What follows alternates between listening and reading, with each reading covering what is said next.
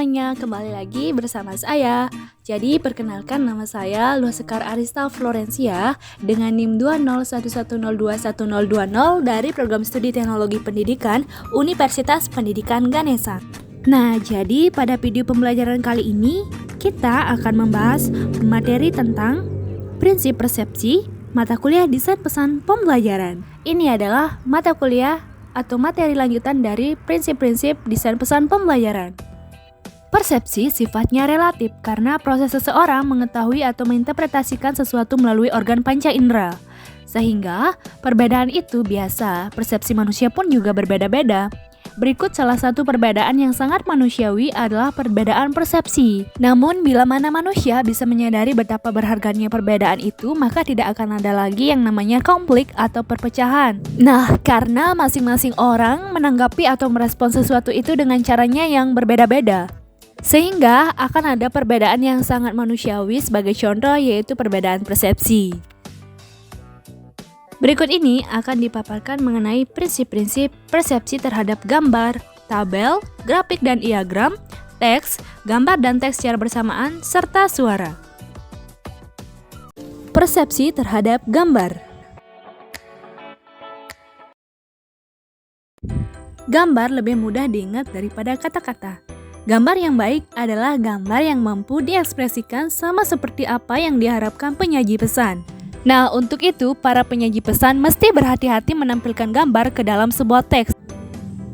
Lalu, berikut ini coba perhatikan gambar yang saya tampilkan.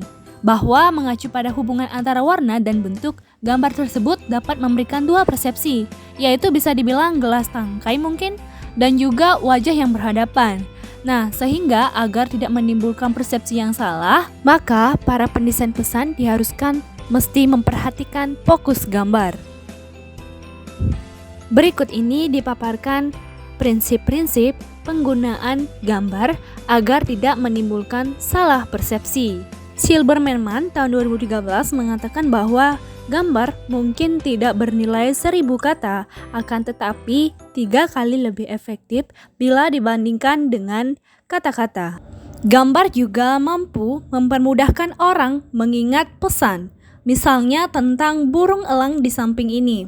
Pesan disajikan dengan tulisan burung elang dan gambar burung elang. Nah, kedua media tersebut yaitu teks dan gambar memberikan kemudahan memahami konsep burung elang sehingga tidak salah persepsi dan mudah mengingat bentuk serta warna dari burung elang tersebut. Itu adalah sebagai contoh. Sebab deskripsi yang panjang dan abstrak akan lebih mudah dipahami jika divisualisasikan dengan gambar. Gambar memiliki banyak peran dalam pembelajaran. Berikut disajikan jenis-jenis gambar yang dapat menjadi pilihan menurut Fleming dan Levy tahun 1963. Yang pertama yaitu gambar dekoratif, yaitu gambar yang memiliki sedikit hubungan dengan isi pembelajaran, akan tetapi menarik dan dapat dipertahankan perhatiannya. Gambar dekoratif adalah karya seni yang berupa gambar atau lukisan yang dengan corak bidang tertentu. Yang kedua ada gambar representatif, yaitu gambar yang mengilustrasikan tentang unsur-unsur dari isi pembelajaran. Kemudian ada gambar organisasional, yaitu gambar yang menunjukkan hal-hal seperti langkah-langkah dalam proses pengaturan tata ruang dan sejenisnya. Dilanjutkan dengan gambar interpretatif, yaitu gambar materi abstrak dan biasanya sulit hadir dalam bentuk yang lebih konkret atau kadang-kadang bersifat analogi. Dan juga gambar interpretatif ini mengandung analisis sistematis. Interpretatif ini melihat fakta sebagai sesuatu yang unik dan memiliki konteks serta makna yang khusus. Fakta-fakta ini tidaklah imparsial, objektif, dan netral, namun bisa diinterpretasikan dengan berbagai cara. Dan juga interpretasi ini berangkat dari upaya-upaya untuk mencari penjelasan tentang peristiwa-peristiwa sosial atau budaya yang didasarkan pada perseptif dan pengalaman. Untuk yang selanjutnya yaitu ada gambar transformasional, di mana gambar ini yang berfungsi sebagai perangkat untuk memfasilitasi proses kognitif tertentu dan tidak berkaitan langsung dengan konten pembelajaran. Untuk yang selanjutnya, perlu petunjuk khusus untuk melihat dan menafsirkan gambar, di mana persepsi dan interpretasi pesan dipengaruhi oleh sudut pandang penyimaknya, sehingga perlu petunjuk khusus untuk melihat dan menafsirkan sebuah gambar.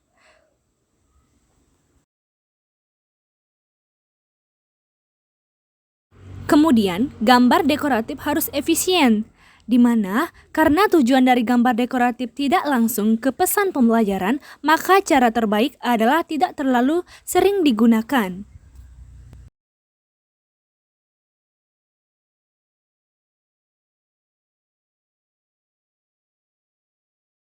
Selanjutnya ada gambar representatif harus relevan.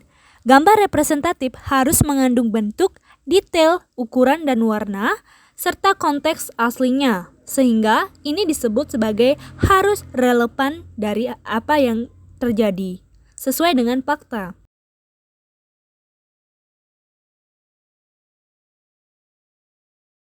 Lalu kemudian terdapat gambar organisasional yang menekankan hubungan temporal dan tata ruang, di mana gambar organisasional tujuannya untuk membantu pembaca mengatur konten dan memahami hubungan antar gambar. Organisasional ini mengacu kepada organisasi, yaitu kumpulan orang yang bekerja sama dan berinteraksi satu sama lain, serta memiliki peran, tugas, dan fungsi penting dalam kumpulan tersebut. Nah, untuk yang selanjutnya ada gambar interpretatif, harus disederhanakan dan diberi label. Ini maksudnya, gambar ini dijelaskan dengan tingkatan yang kompleks dan rumit serta mudah dipahami. Namun juga cukup realistis. Gambar jenis ini terdiri dari sejumlah gambar yang saling berkaitan dan menjelaskan sebuah konsep atau pesan. Persepsi terhadap tabel, diagram, dan grafik.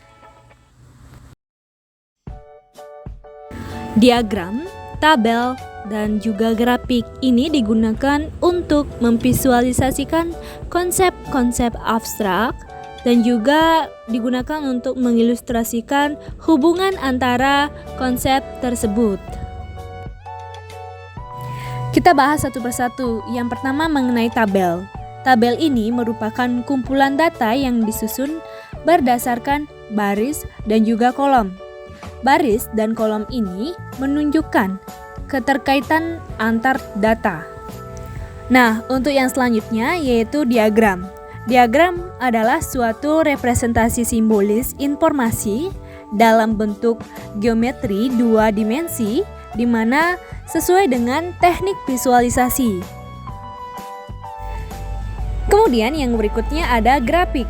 Grafik adalah gambaran dinamika data yang ada atau bisa dikatakan data yang menggambarkan bisa naik, bisa turun, atau juga naik turun.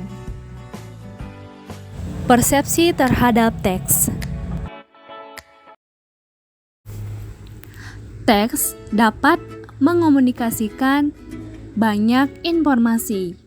Informasi tersebut disampaikan melalui kata-kata yang disusun sedemikian rupa menjadi kalimat sehingga membentuk paragraf. Pemilihan jenis kata akan mempengaruhi persepsi pembaca terhadap sebuah kalimat. Persepsi terhadap penyajian teks dan gambar secara bersamaan.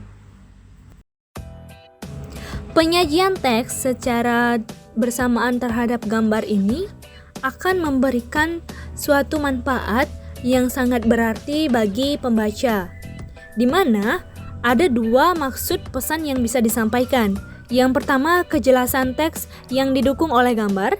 Yang kedua, kejelasan gambar yang didukung oleh teks. Kemudian, persepsi terhadap suara. Nah, suara merupakan pesan yang diterima melalui indera pendengaran yang mana ini sangat bergantung pada tingkat kejelasan sumber suara, frekuensi suara, dan juga daya tangkap penerima suara. Oke, sekian penjelasan singkat mengenai prinsip persepsi. Terima kasih.